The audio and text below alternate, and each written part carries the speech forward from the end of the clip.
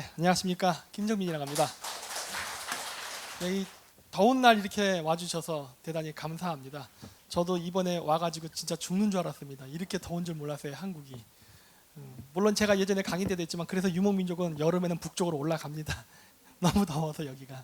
근데 괜히 지금 계절을 거꾸로 해서 내려왔다가 굉장히 저도 고생했는데 오늘 주제는 유라시아에 흩어져 있는 당군의 흔적이라고 해서 하는데 토크쇼에도 나중에 토크할 때도 나오겠지만은 제가 가지고 있는 역사관은 지금 여러분들의 역사관과 다릅니다. 제가 주로 범알타이주의 역사관이라고 얘기를 많이 하는데요. 그 자세한 부분은 제가 나중에 토크쇼 때 하고요. 일단은 강의를 먼저 진행하도록 하겠습니다. 다음 장이요. 일단 이 내용은 이건 알죠? 어떤 책인지 통과하겠습니다. 다음이요. 네, 유라시아의 마고 얘기하는 건데 아까 그 한당고기나 그 보도지는요. 쉽게 얘기해서 우리나라에서 아직 인정을 못 받는 고대사입니다. 근데 현재 인정을 못 받는데 제가 봤을 때는 있었던 것 같습니다. 물론 모든 것은 저는 실증주의적 사관에서 보기 때문에 증거가 없으면 확정을 짓지는 않지만 여러 가지 정황적 증거로 봤을 때요, 그거는 확실한 것 같아요. 자, 다음 페이지요. 요거 마고인 거 아시죠? 이 마고는요, 우리가 현재까지 한국의 토속신으로 알고 있는데요, 그렇지 않을 가능성이 매우 높습니다. 유라시아에 있어요. 다음 페이지요.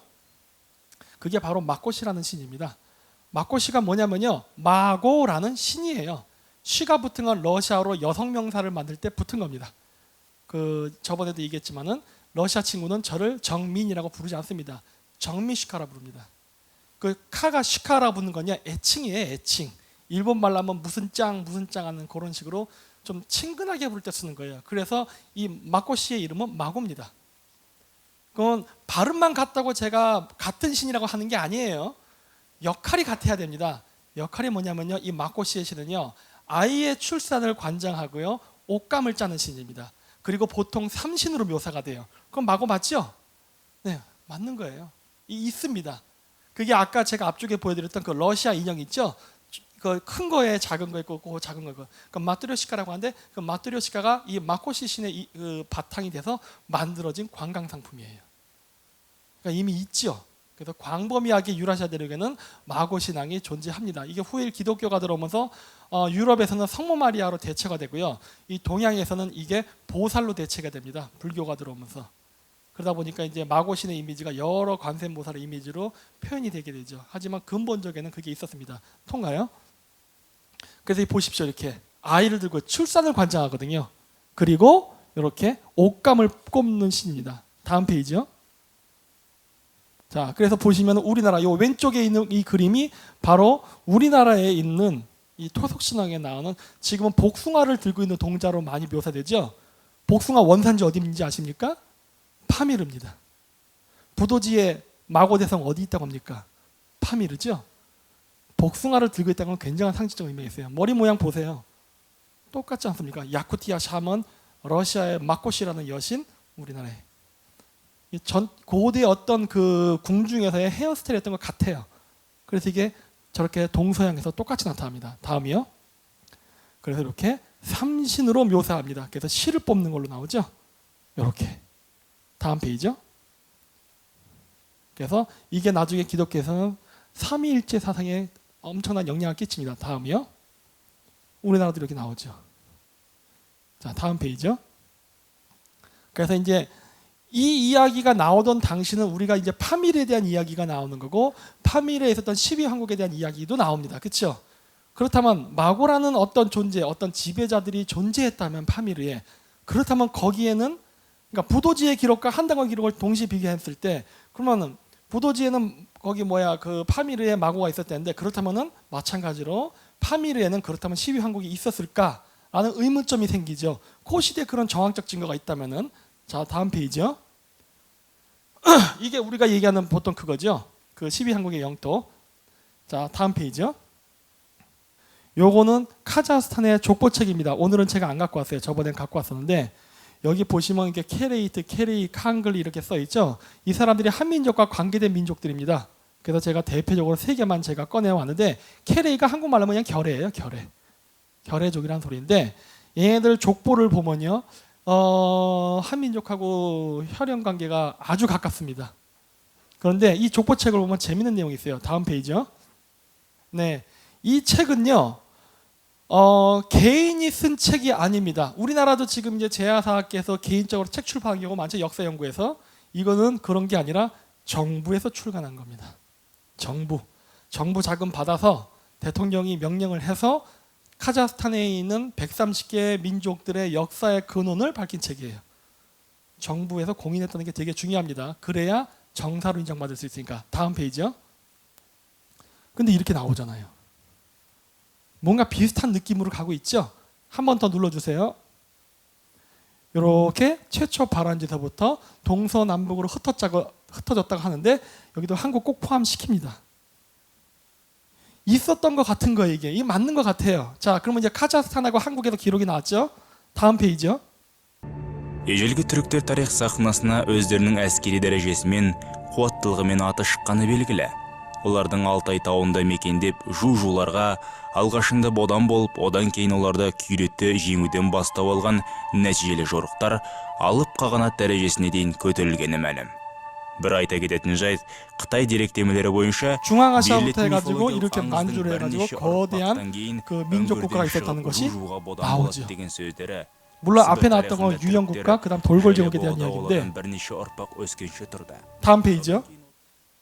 여기 파미르고원의 보그드산이라는 데가 있는데 이 보그드산은 바로 술록을 뜻하는 단어입니다.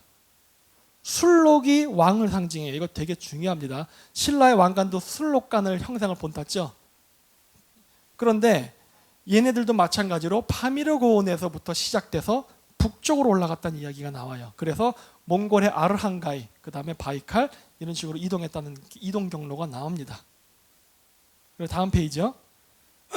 이거는 미국의 학자 제임스 처치워드 이렇게 고대에 위구르 지역을 중심으로 한 어떤 거대한 국가가 있었다는 기록이 나와요. 다음 페이지요.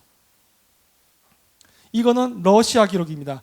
그란데 타타리에라 써 있는 이유는 이건 러시아, 영국 브리타니 백과사전에서 가져왔기 때문에 그래요. 근데 이거는 러시아 말로 벨리카야 타타리아라고 해서 대타타르라는 제국이 유라시아에 광범위하게 존재했었다라는 역사 기록과 지도가 무수히 많이 나옵니다. 이거 소리 안 나면은 일단 볼게요. 다음 페이지요. 아니요, 다음 페이지. В конце торжественной речи, глядя в глаза собравшимся представителям крупного бизнеса, посетовал: региональным отделением географического общества тоже было бы неплохо получить крышу над головой. BLV 카날, 그래서 제1채널, 오늘날 한국으로 얘기하면 KBS 1입니다. 국영방송이라는 소리예요. 여기 보시면 이렇게 푸친이, 대통령이 고대 역사 교과서에 대해서 보고 있지 않습니까? 이미 그 유라시아 대륙을 차지하고 있는 중국이라던가 러시아는요 굉장히 활발히 연구를 하고 있어요. 정작 여기에 해당이 있는 여러 알타이계 국가는 연구를 안 합니다. 현재 유일하게 연구한 나라는 카자흐스탄이 하고 터키 정도 두 나라. 그 외 나머지 국가는 아예 관심도 없고 몰라요. 뭐가 있는지조차도. 물론 한국도 포함해서입니다. 이런 문제들이 있어서 저는 봤을 때 이게 앞으로 우리가 이런 걸 모르고 있으면요 굉장히 나중에 100년, 200년 흐른 다음에 역사는 러시아와 중국 중심으로 써지게 될 거고 그들이 그렇게 한 이유는 바로 현재 영토를 곡착화시키려고 하는 것 때문이거든요. 그래서 우리도 이 부분에 대한 연구가 있어야 된다고 봅니다. 다음 페이지요. 다음 페이지요. 근데 이 부분에 대한 공통적인 특징이 뭐냐면요. 바로 알타이계 어족이라는 공통점을 갖고 간다는 거예요. 그렇다면은 지금이야 한국어, 일본어, 카자흐, 몽골어, 기타 등등의 알타이계 언어가 존재하지만은 만년 전엔 어쩌면 우리가 지금보다 더 가까운 언어를 쓰지 않았을까? 그 당시에는 저런 어떤 연방체가 있지 않았을까라는 추정이 가능해지죠. 그리고 그런 것도 아까도 얘기했듯이 여러 국가의 문헌 기록에서 나오고 있지 않습니까? 네. 그래서 그 12황국에 대한 이야기는 한 개인의 창작물이라 하기에는 불가능해요. 왜냐하면 이미 여러 외국에 존재하기 때문에 그런 기록이. 그래서 저는 현실 가능성이 매우 있다고 봅니다. 다음 페이지요. 자, 그래서 이제 백이민족에 대한 얘기가 나오는데 우리는 이제 백이민족이라는 말을 많이 쓰는데 그러면은 백이민족이라는 단어는 왜 나왔을 거예요? 보통 여러 가지 학설이 현재 우리나라에 존재하지요. 옷감 기술이 없어서 그랬었다. 그런 것도 있고 흰색을 숭상해서 그랬었다. 기타 등등이 나옵니다. 저는 다른 관점을 갖고 있는데요. 다음 페이지. 이거는 그냥 한 단국의 내용입니다. 보시면 백부인의 기록이 어디냐 여기 보이시죠? 피부 털고 머리털은 놓고 이렇게 쭉 해서 백부인, 적부인, 황부인 여기 하나가 빠졌는데 여기 네 가려졌는데 여기 황부인 여기 보이시죠? 그래서 적색, 백색, 파란색, 노란색 4색의 색족이 존재했다고 하는데 다음 페이지요. 카자흐스탄은 뭐라 써놨느냐? 바로 파미르의 색족이 있었다고 하는데 걔네들은 파미르의 삭족이 있었다고 하는데 그 사람들은 신분에 따라서 이렇게 백색, 적색, 남색, 황색의 옷을 입었다고 합니다.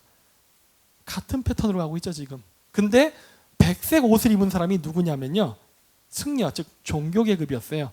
즉 그 얘기는 뭐냐면요, 우리가 흰색 옷을 입은 건요 무슨 옷감에 그 염색 기술이 없어서도 아니고 그 다음에 뭐 흰색을 특별히 좋아해서도 아니고 그건 신분 계급 때문에 그랬다고 봅니다. 왜냐면요, 우리는 고대사로 기마민족 얘기 많이 하죠. 고구려 기마민족의 후예 어쩌고.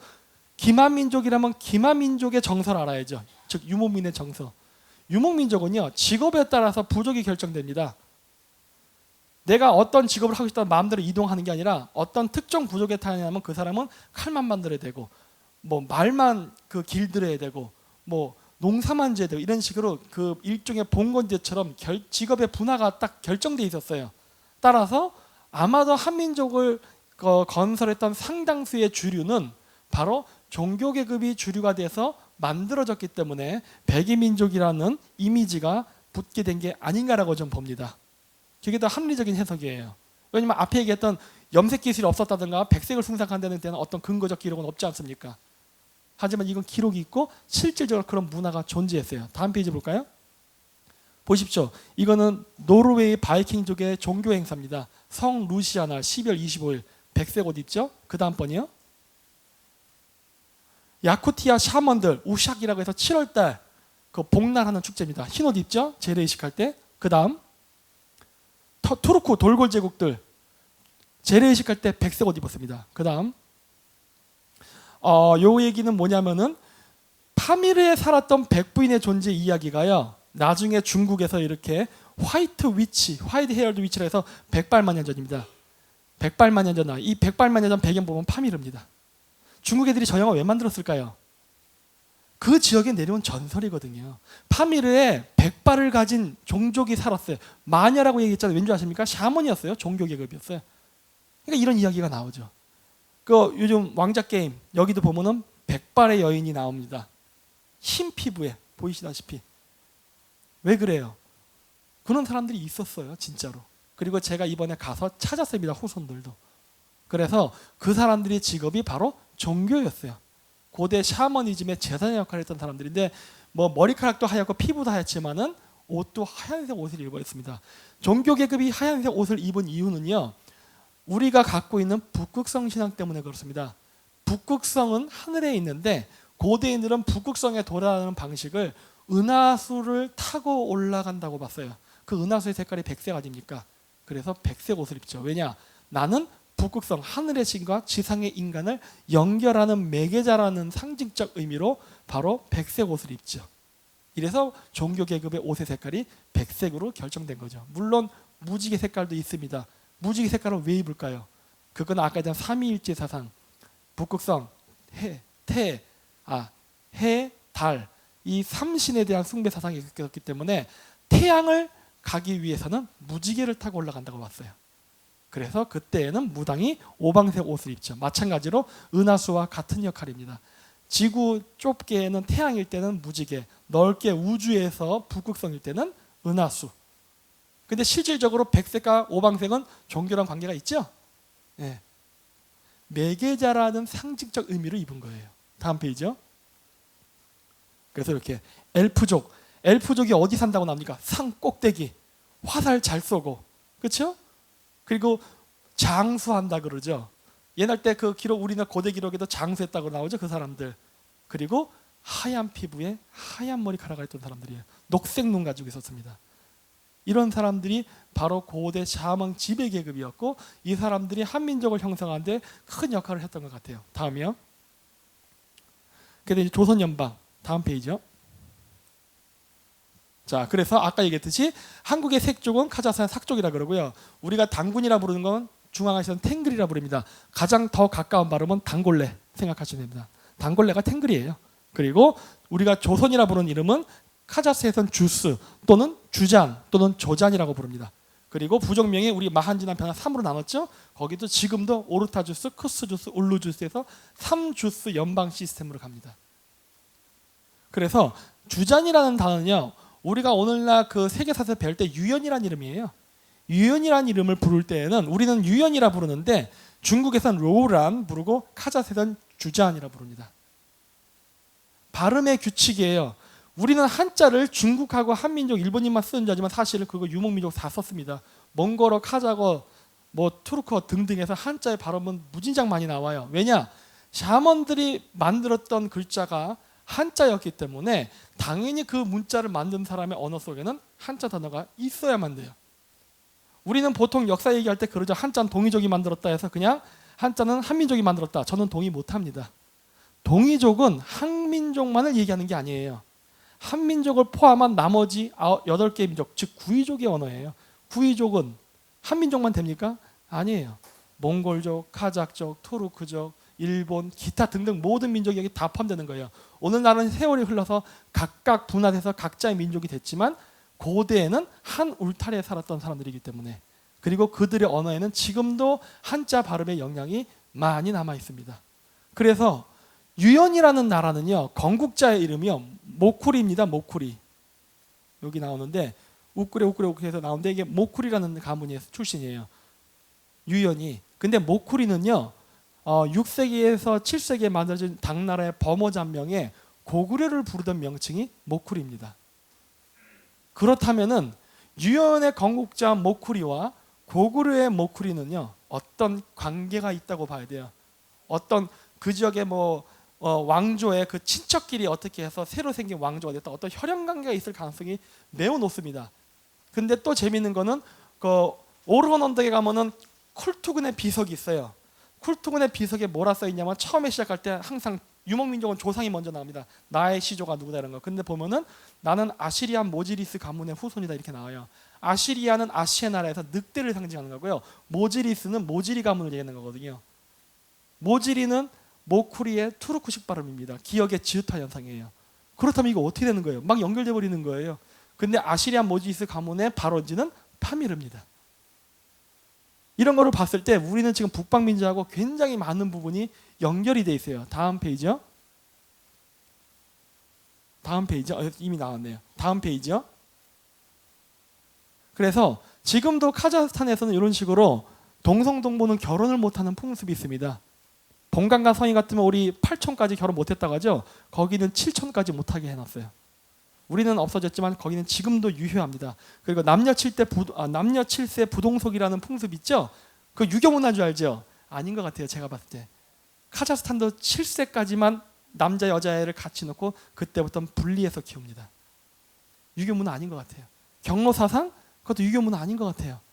왜냐면요 카자흐들이나 이런 중앙아시아 사람들, 몽골 사람들 포함해서 버스 타면요 할아버지나 할머니 타면은 자리 잘 양보합니다. 그리고 부모님하고 같이 살고 그런 부모님 공양하는 문화가 있어요. 그거 중국에 있어요? 없지요. 우리나라에 있나요? 지금 많이 사라졌죠. 우린 그걸 유교 문화라고 생각했는데 그럼 유교랑 전혀 상관없는 북방민족은 왜 하는 거예요? 이거 유교 문화 아닌 것 같아요. 제가 봤을 때 이미 그 이전부터 했었던 북방민족의 오랜 풍습인 것 같습니다. 다음이요. 그리고 여기 보면은 북방민족들 이렇게 쭉 이게 족보예요. 부족들이 어떻게 분화가 됐냐 나오는데 여기 보면 케레이가 아이고 잘 안 나오네. 이렇게 있습니다. 그 위에 그타이가 있어요. 이 그타이를 지금은 기타이츠 그래서 중국이라 그랬는데 말도 안 되는 소리입니다. 중국은요 기타이츠가 아니에요. 왜냐 기타이츠는 거란족을 뜻하기 때문에 거란족하고 우리도 혈연 관계가 있거든요. 족보상으로 이렇게 나타나지 않습니까? 근데 오늘날은 국제적으로 중국을 얘기할 땐 그타이라고 해가지고 이제는 중국으로 오해가 되고 있어요. 이거는 제가 봤을 때 용어를 빨리 고치지 않으면은 큰 역사 왜곡이 될 빌미가 됩니다. 어쨌든 현재로서는 중국을 이야기할 때는 기타이라고 합니다. 네, 다음이요. 그래서 이 12황국의 이름들 있지 않습니까? 이게 지금도 유라시아에 있는 중앙아시아 민족 이름하고 일치가 돼요. 들으면 알 수가 있습니다. 네, 객현 같은 경우는 발음이 굉장히 다른데 이 객현은 쉬워요. 그냥 개쿤이에요, 개쿤. 개쿤이 누구냐면요, 키르키즈입니다. 키르키즈를 개쿤이라 불렀어요, 옛날 때는. 그건 개현 맞지 않습니까? 그 외에 슈멜은 슈메리, 사나바, 사르마트, 메구리아, 마사게트. 메구리아는 모쿠리도 되죠. 고구려랑 관계했죠. 그 외에 뭐 여기 보면은 일한국, 근데 일은 이거 몽골어냐? 거대한 대한국이란 소리예요. 일한국 다 해석이 가능해요. 전부 다. 그렇다면은 저거를 쓴 사람은 어떻게 저걸 알았을까요? 그 당시에. 여러분들 지금도 카자흐스탄 모르지 않습니까? 아까도 저희 선생님께서 소개해 주실 때 결국 제가 카자흐스탄에 왔는데 카자흐스탄 이름은 한 번도 안 나오시더라고요. 몽골, 우즈베키스탄 하는데 왜 그렇습니까? 우리가 몰라요. 중앙아시아에 대해서 지금도. 그 정도로 우리 모릅니다. 그럼 그 당시 그분은 어떻게 이거 어떻게 썼을까요? 이거 베끼기 정말 어려운 거예요. 지금이야 인터넷을 보고 어느 정도 알지만 그 당시에는 그런 것조차 없었고 가난했지 않습니까? 우리나라가 또 식민지를 당했고 어떻게 저런 이름까지도 정확하게 그걸 알아낼 수 있었을까요? 그거는 뭔가 원전에서 뭘 보고 베꼈거나 물론 역사는 필사보니까 베끼죠. 어떤 정보나 그러한 거를 알고 있었다고밖에 볼 수가 없는 거예요. 네. 다음 페이지요. 그래서 우리가 단군이라 부르는 이름조차도 우리는 그걸 우리 민족의 어떤 시조로 보지만 한민족만의 시조는 아닌 것 같아요. 왜냐? 파생어가 너무 많거든요. 무진장 많아요. 네. 만년이라는 세월이 흘렀기 때문에 단어가 조금씩 변해서 그렇지 결국 알고 보면 하나입니다. 그냥. 따라서 이런 것도 마찬가지로 그 우리나라가 봤을 때 단군이라든가 단군조선은 한국인의 역사는 아니다라고 생각합니다. 그렇지만 여기서 제가 꼭 짚고 넘어가는 거는 제가 이렇게 얘기하면 나중에 어떤 일이 발생하냐면요. 유라시아의 모든 국가는 고조선의 휘의 지배 아래에 있었다라는 식으로 나갑니다. 단군이 지배했다. 저 반대합니다. 그렇지 않아요. 여러분들이 생각하는 건 농경민족적 역사가 아닙니다. 농경민족은 영토를 소유해야 되고 1인 독재 체제로 해서 황제를 중심으로 한 봉건 시스템을 만들려고 해요.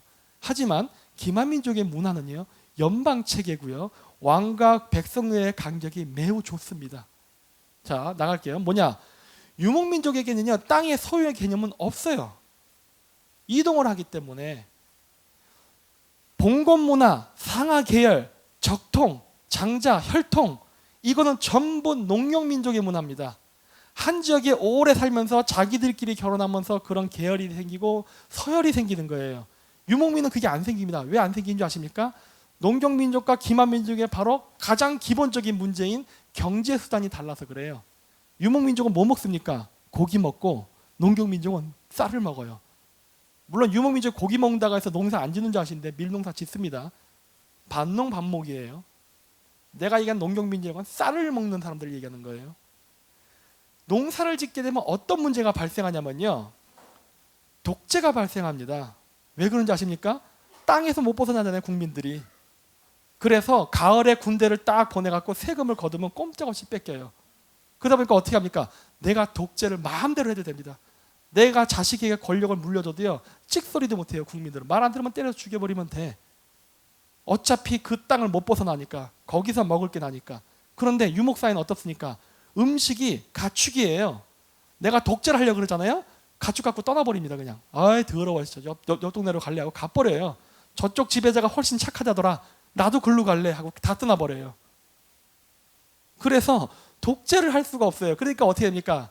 내가 왕이면 유목민족에 어떤 전쟁을 하거나 할 때는요. 꼭 회의를 해야 돼요. 야, 내가 이번에 저쪽에 좀 영토를 좀 확보 좀 해야겠는데 너희들이 좀 도와줬으면 한다.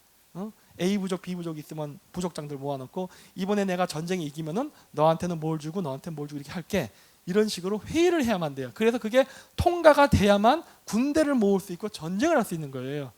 그리고 전쟁 이겼다 이거 다 내 거 이렇게 못합니다. 약속을 했기 때문에 반드시 나눠줘야 돼요. 이게 바로 유목민이에요. 근데 유목민이 이미 고대부터 민주주의 시스템을 만들었어요. 그래서 어떻게 됩니까? 고대 사회에서 우리가 그 얘기하는 고조선 사회에서 우리가 소위 얘기하는 고대 국가로 발전할 때 보통 뭐라고 배워요? 불교의 그 국교화, 장자계승, 율령반포라는 걸 하죠. 이거 하면 고대 국가라 얘기하죠. 이거 현대적 의미로 바꿔보면 뭐가 되는지 아십니까? 바로 독재, 즉 장자계승, 그리고 율령반포 법으로 합법화시키고 불교 국교화, 그거를 종교적으로 승인받은 거예요. 왜냐? 샤먼들은 그거 반대했거든요. 안 된다예요. 누구 마음대로 당신 아들이 왕이 돼. 샤머니즘 세계에서는 그걸 인정하지 않았어요. 근데 오늘날 우리는 고대사를 바라볼 때 지금 어떻게 얘기하고 있죠? 바로 그렇게 해석하고 있지 않습니까? 그거는 유목민족의 정서가 아니에요. 더구나 유목민은요, 막내 상속입니다. 장자계승이 아니에요. 그거는 농경민족적 사고방식이에요. 그래서 정말 우리가 장자로 적통을 계승할 수 있습니까? 유목민 정서에서는 아니에요. 기만민족은 그런 적 없습니다. 이게 굉장히 저와 다른 부분의 이 고대사의 해석에서 큰 차이점이 나는 부분입니다. 이게 결코 근데 우리한테 불리하지 않아요. 그건 제가 나중에 토크쇼 때 얘기할 겁니다. 다음 페이지요. 다음이요. 네. 그래서 하늘을 보면요, 북극성을 중심으로 별이 반시계 방향으로 돕니다. 이 반시계 방향으로 도는 원리를 이용해서 만든 게 유목국가의 통치 시스템이에요. 아까 유목민족도 이동한다고 했죠? 바로 황도, 즉 왕이 사는 중심을 종교 중심지를 중심으로 해서 모든 유목민족들이 이게 반시 방향으로 유목을 하면서 돌아요. 왜 도느냐? 간단합니다. 유라시아가요, 보면은 사막도 있고 산도 있고 초원도 있고 기타 등등의 여러 지형이 존재해요. 그래서 유목하기 좋은 땅과 나쁜 땅이 여러 군데 존재합니다. 그래서 어떤 특정 부족을 사막에다가 계속 살게 하면요, 불만을 하게 되고 결국 전쟁을 하게 됩니다. 그러니까 어떻게 해야 돼요? 돌려야 되는 거예요. 힘든 때 있던 사람들은 살기 좋은데, 살기 좋은데 있던 애들은 힘든 대로. 이게 돌려줘야 불만이 안 생길 거 아니에요. 이게 바로 유목민족의 통치 시스템이에요. 그래서 어디 이 영토의 개념이 있습니까? 그 지역을 공유하는 거예요. 공유. 여기까지 내 땅, 이거 없어요. 유목민한테는. 그건 농사꾼들의 사고방식입니다. 이건 내가 농사해야지 되는 내 땅. 유목민은 그런 생각 없어요. 그래서 아메리칸 인디안들이 미국 애들한테 다 죽어버린 겁니다. 왜냐? 아메리칸 인디안은 그런 생각이 없었거든요. 땅을 갖겠대. 땅을 어떻게 가죠? 이렇게 생각한 거예요. 불가능하지. 공유니까. 지금 제가 이 강의를 하게 되면 많은 분들은, 어떤 분들은 이 강의의 내용을 빌려서 유라시아까지 한국의 땅이었다라고 거를 붙이시려는 분이 있을지 모르지만 전 지금 반대입니다. 왜냐? 공유했었기 때문에. 한국인도 그 땅에서 공유했던 거고 몽골인도 그 땅에서 공유했던 거고 다 공유했던 거예요. 그런 공유했던 시스템을 바로 조선 연방이라고 불렀다고 좀 보는 거예요. 왜냐? 조선이라는 명칭이 이렇게 쫙 전 세계에서 다 나타나지 않습니까? 왜 그럴까예요? 왜 그럴까? 고대로부터 근세까지 계속 주기적으로 나타나요. 근데 이 조선이라는 이름을 썼을 때 그 국가의 특징은 뭡니까? 기마민족, 알타이계 언어를 썼고 국가 3분할 통치의 연방 시스템을 가진 다민족 국가였어요. 이게 공통 분모예요. 이게 아니면은 조선이라는 이름이 안 붙습니다. 따라서 이게 조선이라는 거는 국가 명칭이기도 하지만은 이러한 통치 시스템을 말하는 거구나라는 결론을 가지게 된 거예요. 금나라조차도 조센이라 불렸습니다. 다른 명칭으로. 정식 명칭은 금, 그리고 내부적으로는 조센. 카자흐스탄도 공식적으로는 카자흐스탄, 비공식적으로는 주스예요.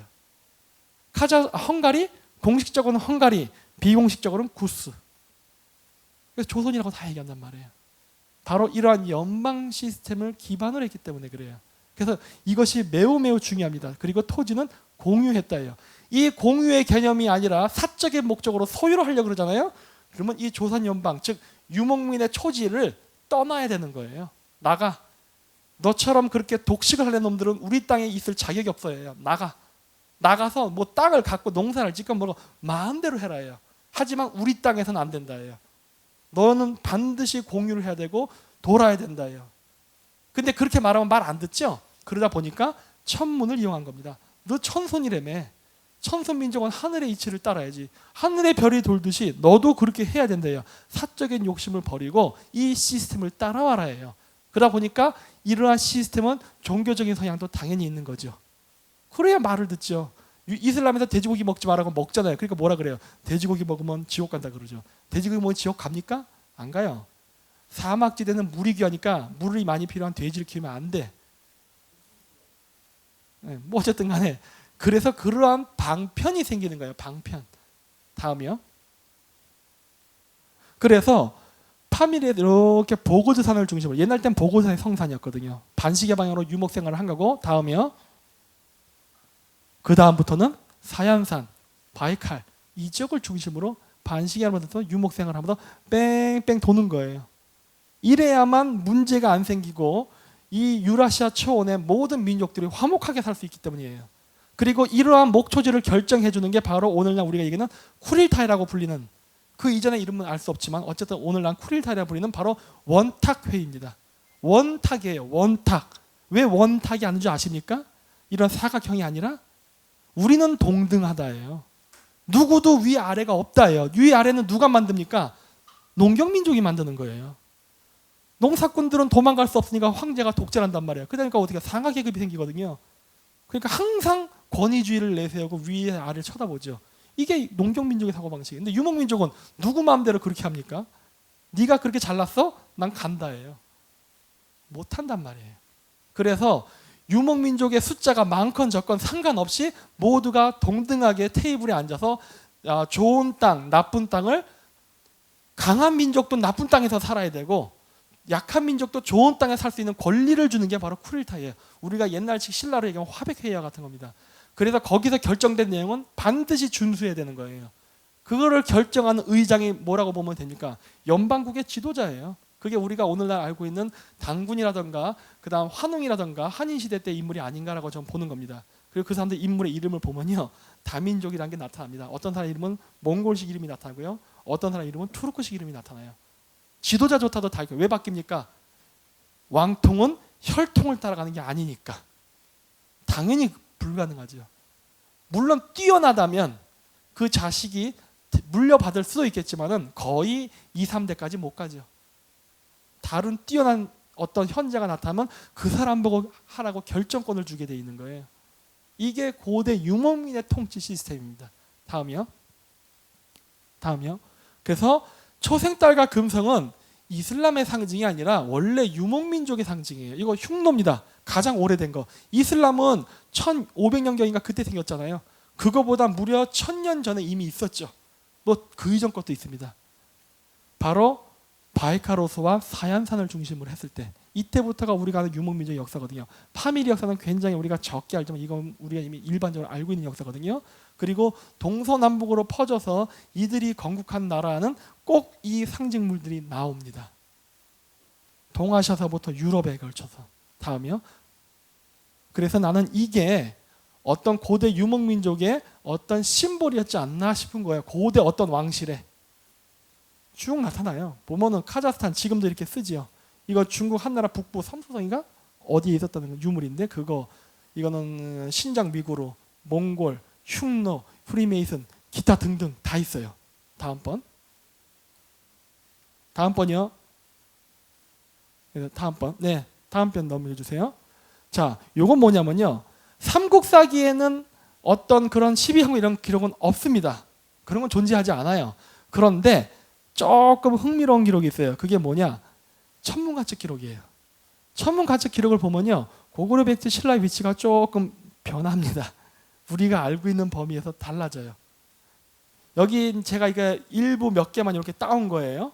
이거를 지금 최초로 제안했던 분은 박찬범 교수님이라는 분이신데, 그분이 이야기한 걸 저는 책으로만 봤거든요. 근데 저도 검증해야죠.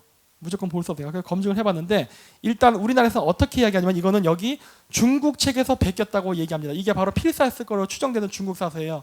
한서, 뭐 선제 때, 뭐 후한서.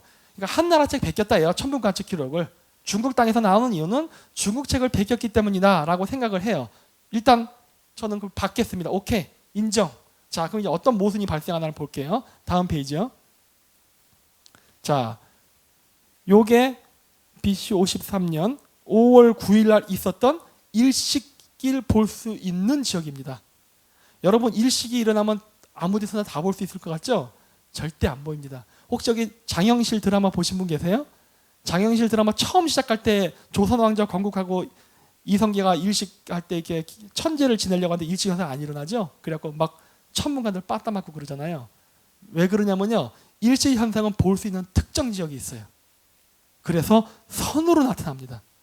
거기서만 보여요. 그런데 박혁거세가 54년 5월 9일 봤대는데 53년 5월 9일 1년 딱 오차가 났는데 여기에 딱 있어요. 신기하네. 다음번. 요거는 BC 1년. 여기도 1년 차이가 나는데 혁거세 한 56년에 또 일식 기록이 있었대요. 여기서 나타나네. 다음. 요거는 AD 16년, 남해왕 13년일 때 일식을 볼 수 있었던 지역이에요. 그 다음. 여기 보면 이게 어디야? 어쨌든 여기 124년 여기 써 있네. 여기. 사마왕 때 여기에요. 이거 한 번도 안 나타나네. 이거 어떻게 된 거야? 이상하잖아요. 다음 페이지요. 네, 또 다음 페이지. 가장 그래프가 많이 겹치는 지역이 어디냐면요, 양자강 일대예요. 왜 양자강 일대에서 이런 기록이 자꾸 나오지? 여기서 이제 문제가 생깁니다. 아까 제가 얘기했죠? 이거 중국 애들 거 베꼈다고 했다고 했죠? 좋다 이거예요. 중국 걸 베꼈다 인정하면 어떤 문제가 생깁니까? 한나라는 여기 있었다예요. 그렇죠? 왜 그런 줄 아십니까? 천문 관측은 수도에서 하는 거예요. 수도. 그러면 여기 낙양 아니겠죠? 여기였겠죠. 한나라의 수도가. 그거 맞아요? 그건 중국 학자한테 물어봐야 돼요. 너 이거 우리가 베낀 거라면은 한나라는 여기 황하강 유역이 아니라 양자강 유역 국가였네? 이렇게밖에 말할 수 없는 거예요. 여기 곤란해지죠. 아니네. 그거 아니야. 그럼 어떻게 되는 거예요? 이거 신라 맞네. 이렇게 되는 거예요. 어느 쪽이 맞는 거예요? 신라 땅이, 아니, 한나라가 양자강 이남에 있었던 소국이었어요? 아니면 신라가 양자강에 있었던 거야? 둘 중에 하나 택일해야 돼요. 둘 다 중국 역사에선 불리한 역사죠. 어느 쪽을 선택하든. 우린 여기까지 생각을 못한 거예요. 왜냐? 천문대가 왕궁 옆에 있다는 걸 왜 생각 못합니까? 지금 세계 표준 시간은 어디를 기준으로 합니까? 그린위치 천문대 어디 있는지 아세요? 런던 어디에 있어요? 버킹엄 궁전 옆에 있어요. 너무 간단한 사실입니다. 너무 간단하죠. 천문대는 꼭 궁전 옆에 있어요. 왠지 아십니까?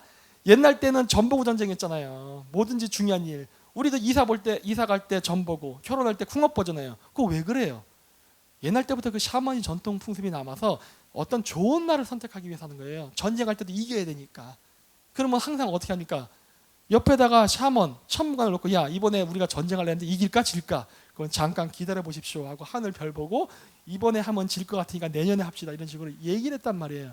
그래서 천문관은 항상 왕 옆에 있었고, 천문관이 왕 옆에 있으면 천문대가 그 옆에 있어야 돼요. 왜냐? 옛날 때 인터넷이 없으니까 빨리빨리 보고를 해야 되잖아요. 그랬던 거예요. 그렇다면은 삼국사기도 굉장히 중요한 정보를 지금 주고 있는 거예요. 우리한테는 가치가 있습니다. 다음 페이지요. 요거 여러분들 그냥 가서 보십시오. 나사 이클립스 웹사이트 그냥 가서 보시면 다 나와요. 아무나 가서 보도 되면. 미국 애들이 만든 프로그램이에요. 그럼 미국 애들은 한국의 삼국사기를 대륙에 있었다는 걸 증명하기 위해서 만든 걸까요? 아니잖아요. 이건 과학자들이 만든 거예요. 다음 페이지요. 이런 식으로. 요건 내가 박혁거세 거만 딱 일부러 시범 케이스를 한 건데, 전 세계에서 일식 월식을 볼 수 있는 걸 다 보여줍니다. 6,000년의 기록이 거기 다 나와요. 이제는 뻥을 칠 수가 없어요. 옛날 때 역사 전쟁을 해서 한 나라를 점령하면 막 불태우고 막 해서 역사책을, 설마 천문 기록을 발목을 잡을 줄 몰랐겠죠. 설마. 수도의 위치를 이름을 바꾸고 이런 걸 다 조작할 수는 있지만 천문대까지는 생각 못했겠죠. 오늘날 과학이 발전해서 이런 것까지 이제 찾아낼 수가 있어요. 그래서 고구려 백제 신라는 대륙에 있었을 가능성이 매우 높아요. 통일 신라도 대륙에 있었습니다. 이 기록에 의하면. 이후에 통일 신라가 한반도로 넘어와요. 다음이요. 그래서 다음이요. 네, 다음. 네, 이 지역에서 집중적으로 나오는데, 희한하게 이 지역은 신라방 신라소가 있었던 지역이에요. 우연의 일치일까요? 그냥 저기는 신라인들이 많이 사니까 그냥 천문대를 그냥 세웠을까요? 말도 안 되는 소리죠. 천문대를 누구 맘대로 세웁니까? 천문은 왕만 볼 수 있는 거예요. 옛날 때. 왠지 아십니까? 누가 천문을 보고 야, 왕의 기운이 세했다, 구태타 일으키자, 이런 말을 하면 큰일 나잖아요. 그래서 천문 관측 기록은 오직 왕들, 지배계급의 독점 소유물입니다. 근데 신라에서 신라 교민들이 갔다고 천문 관측대를 세워요? 이런 말도 안 되는. 그래서 제가 얘기했지 않습니까? 고대 유목민족의 삶을 이해해야 된다고. 삶을 이해하지 못한 상태에서 농사꾼의 마음으로 유목민족의 역사를 봤다가는 완전히 이상한 쪽으로 갑니다. 절대 그렇지 않아요. 지배계급만 봤던 거예요. 따라서 신라의 수도의 위치는 양자강 어딘가에 있었던 거예요. 초기에는. 네, 다음이요. 그게 87년 이후 기록부터는 한반도로 넘어옵니다.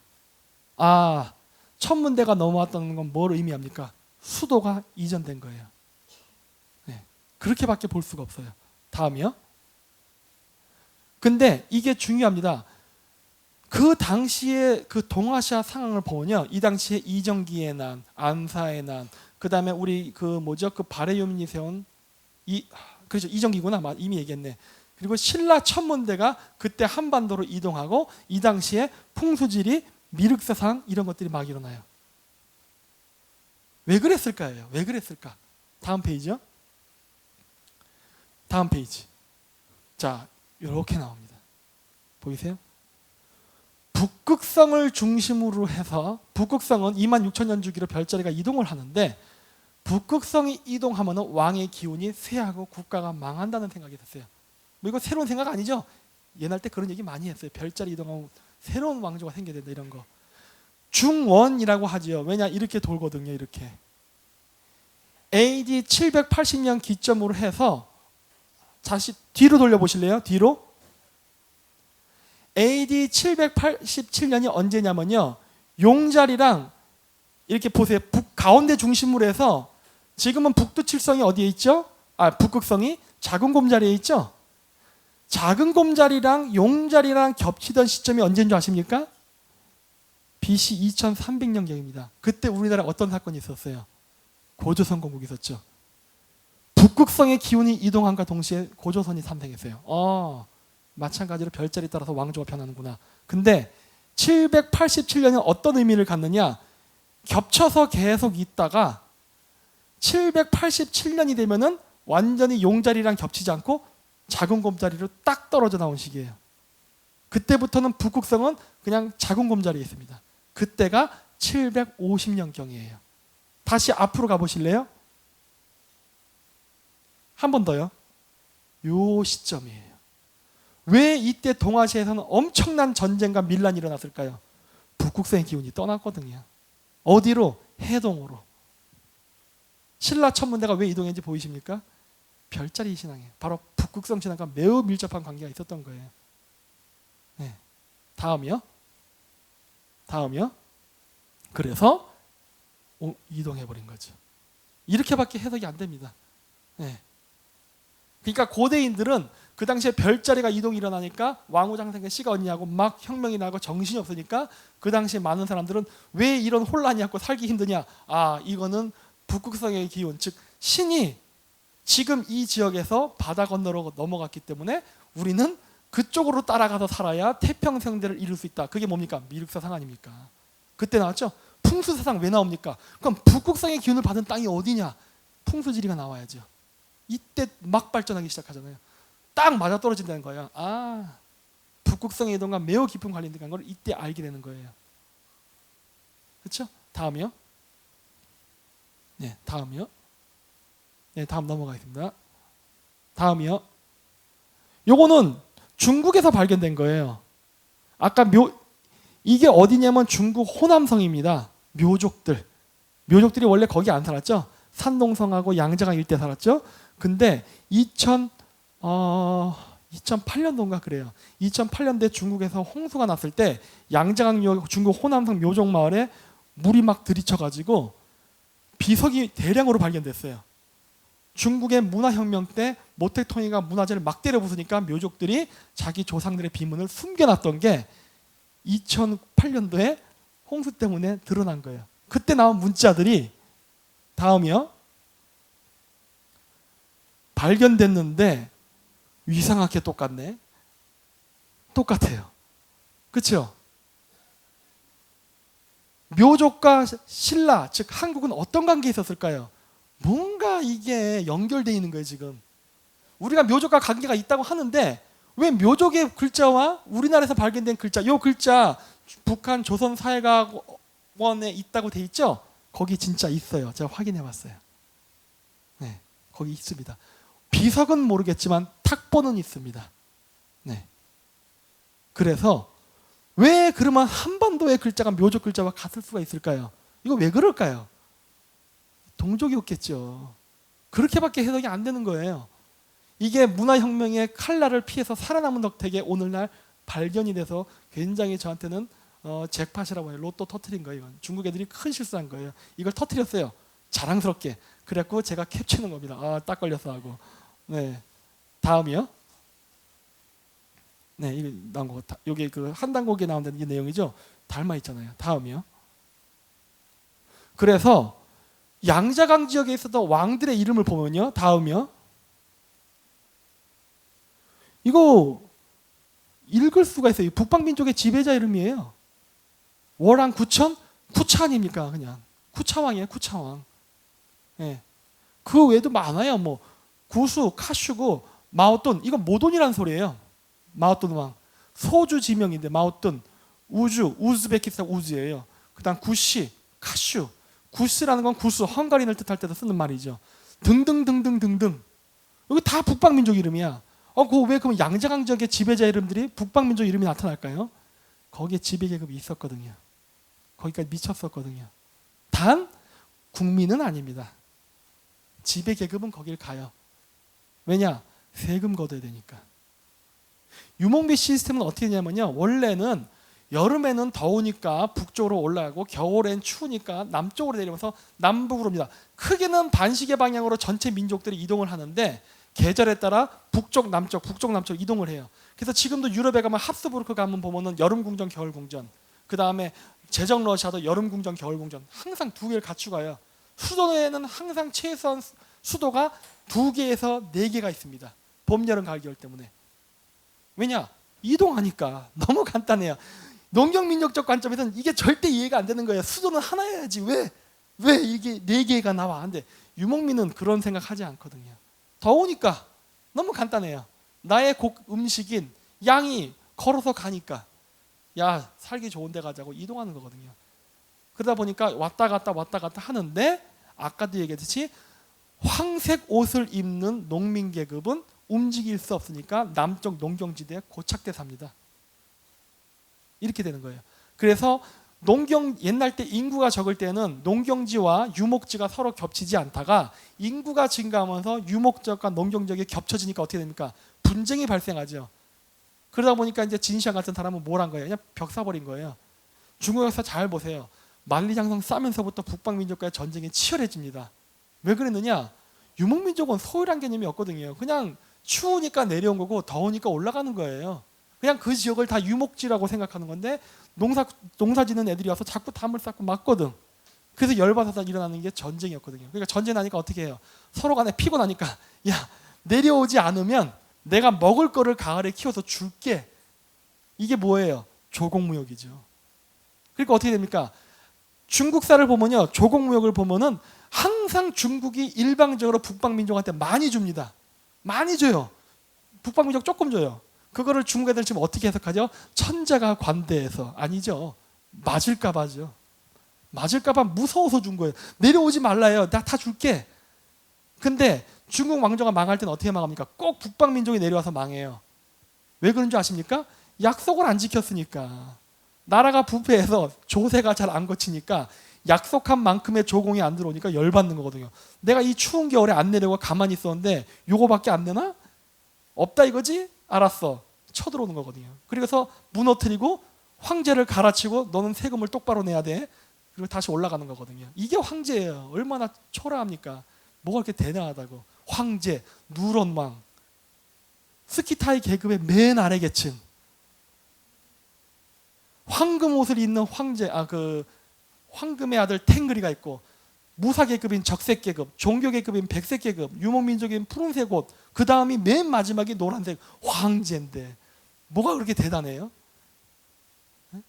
우리는 지금 유교적 사상에 길들여져 갖고 지금도 많은 것을 농경적 관점에서 바라보고 있어요. 우리의 고대사조차도. 이거 바뀌어야 됩니다. 다음이요. 이거 중국의 양만한 교수가 강릉 단오제 반발하러 왔을 때예요. 여기 이제 노란색 전대 이게 뭐야? 한국地名方式 내가 지하오和 중국 이렇게 해서 근데 뭐냐 이거 한국의 지명들과 여러 개와 그다음에 중국 지명의 분포가 고대 초나라 지명과 비슷하다. 초나라를 세운 민족은 누굽니까? 중국인? 그렇게 얘기하면 안 돼요. 민족으로 구별합시다. 묘족입니다. 왜 그러면 초나라 세운 묘족의 지명과 한반도의 한민족의 지명은 왜 같지요? 이동해 왔으니까. 그거를 증명하는 게 어디에 있습니까? 삼국사기, 천문가측기로 나와 있잖아요. 그렇죠? 삼국사기를 너무 평가절하하려 하지 마십시오. 삼국사기도 나름대로 중요한 기록이 많이 있습니다. 설마 천문기록이 발목을 잡은 거 아니에요 지금. 중요한 거예요. 다음 페이지요. 그래서 여기 치우제 묘족들도 하지 않습니까? 다음이요. 그래서 다음이요. 케레이족들을 아까 제가 족보책 얘기했죠. 케레이족들 뭐라 나오냐면 케레이라는 키레트에서 나왔다 그래요. 이거는 바로 백조, 하얀 백조인데 여기서는 까마귀로 변한다라고 나와요. 여기서도 여러분들이 또 착각한 게 뭐냐면요. 백조가 까마귀가 된 데가 이상하게 생각하죠. 그런 개념이 아니. 우리가 왜 이걸 이상하게 생각하냐면 여러분들 마음속에는 우리 고대사를 파괴한 데 개신교의 영향이 있다고 하지만 거기에 물들어 있습니다. 선악 개념이 있어요. 백색 샤먼은 좋은 거, 흑색 샤먼은 나쁜 거. 샤머니즘에 성각이 없거든요. 겨울은 나쁘고 여름은 좋습니까? 자연에 성각이 있나요? 그냥 그 자연일 뿐인데 우리의 주관의 마음이죠.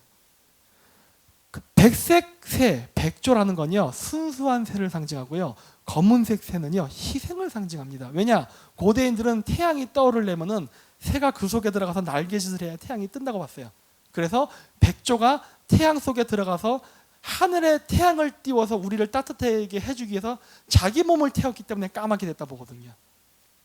그래서 백조 이코로 까마귀입니다. 동물학적 개념으로 보지 마세요. 그들의 고대인의 개념이 그랬다는 거예요. 그래서 백색은 순수, 검정색은 자기 희생이에요. 천사, 악마 그런 거 아닙니다. 이게 지금 우리 마음속에 깊숙이 박혀있는 세뇌예요. 그래서 나오는데 재밌는 거는 케레이란 이름은 여기 보시다시피 케리예라고 해서 나왔다고 하는데 중국에 있는 이 케레이족들을 뭐라 부르냐면 여기 컬리에라 부릅니다. 컬리에. 그래서 근데 러시아인들 한국인들을 뭐라 부릅니까? 까리에치예요. 까리에, 컬리에, 케리에 다 같죠. 동족이에요. 그리고 케레이 족보에 보면 우리는 9세기에 만주에 살다가 요 나라의 침략으로 멸망당해서 9세기에서 10세기에 몽골촌에 살다가 징기스칸을 케레이의 온칸이 키워주잖아요. 그래서 케레이족들이 징기스칸의 서방 원정 때 카자흐스탄을 가게 돼서 오늘날 케레이족으로 남았다라고 써 있어요. 너무나 명확하게 써 있잖아요. 이거는 아예 책에 써 있기 때문에 그냥 케레이는 그냥 고려예요, 고려. 발해 유민이라고밖에 볼 수가 없어요. 그런 기록들이 나옵니다. 다음이요. 이게 바로 그 기록이에요. 케레이족들의 항쟁 시기와 발해 유민의 항쟁 시기는요, 되게 비슷해요. 비슷한 시기에 만주에서 요 나라를 상대로 독립운동을 했던 발해 유민과 케레이는 어떤 관계일까요? 동족이에요, 동족. 물론 여기서 동족이라고 하지만은 딱 한민족을 얘기하지는 않습니다. 왜냐? 유목민은 다민족 공동체였기 때문에. 물론 우리가 한민족도 있고 발해 국민 안에는 몽골계 사람도 있었을 테고 여진족도 있었고 여러 사람들이 있었을 거예요. 하지만 발해라는 정치 공동체 속에 발해 국민이라는 의식을 갖고 살았던 사람들이 요 나라에 정확한 거죠. 근데 안 되니까 떠나버린 거예요. 왜냐? 유목민족은 기동성이 있거든요. 싫으면 관도거든요. 떠나자. 그래서 만주 초원을 포기하고 몽골 초원으로 이동한 거예요. 다음이요. 이렇게 케레이랑 관련된 이 명칭들이 한국, 카자흐스탄, 불가리아, 러시아, 몽골, 이스라엘 등등 다 나와요. 우린 이동했기 때문에. 다음이요. 여기 나오고 다음이요. 다 나오죠. 다음이요. 이렇게 이동해왔다. 다음이요. 그래서 한국어 카자흐 다음이요. 이 한국어랑 카자흐가 비슷한 게 되게 많이 나옵니다. 한자조차도 많이 나와요. 쿠는요 곤이란 소리거든요. 한자로 고기입니다. 닮아있죠. 평행할 때 평, 탱예요예요. 스주, 선이죠. 선 긋다예요. 위, 우르, 든, 믿을 신자니까 종교죠. 한자도 이렇게 비슷해요. 신, 진실, 진 이렇게 돼요. 아까 얘기했죠? 북방민족 샤먼들이 신탁을 하기 위해서 곽골 문자를 만들었다고. 당연히 그렇다면 알타이계 언어 속에는 한자 단어가 있어야 되는 거예요. 무진장 많아요. 제가 찾은 것만 1000개예요. 다음이요.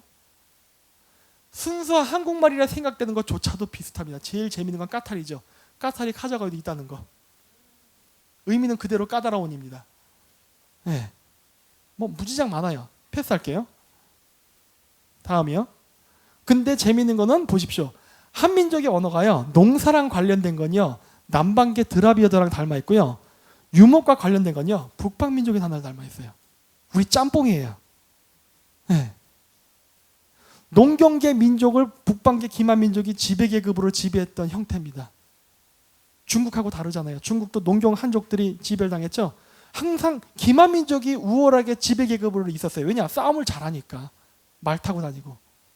그러다 보니까 이런 현상이 나타납니다. 다음이요. 다음이 그래서 고인돌도 북방계와 남방계가 한반도에선 섞여요. 아, 이게 섞였구나 라는 걸 알 수가 있어요. 다음이요. DNA도 섞여 있어요. 바로 신라, 북방, 고구려 연결되어 있다는 게 보이죠? 한반도에서 다 만난 거예요. 다음이요. 네, 그래서 마치도록 하겠습니다.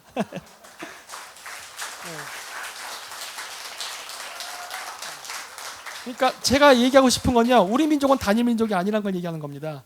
DNA로 봐도 그렇고 언어로 봐도 그렇고 뭐로 봐도 그렇고 우리는 다민족이었어요. 그리고 다민족이었을 때 거대한 국가를 가지고 있었습니다. 우리처럼 순수 혈통, 우리 한민족 요거 할 때 우리 민족은 쪼그라들었어요. 그건 우리 민족의 전통 사상이 아니라 중국식 유교 사관입니다. 우리 고대 기만 민족의 사상과 아무런 상관이 없어요. 이 사상적으로부터 벗어나지 못하면 우리는 대국이 될 수가 없습니다. 네, 마치겠습니다.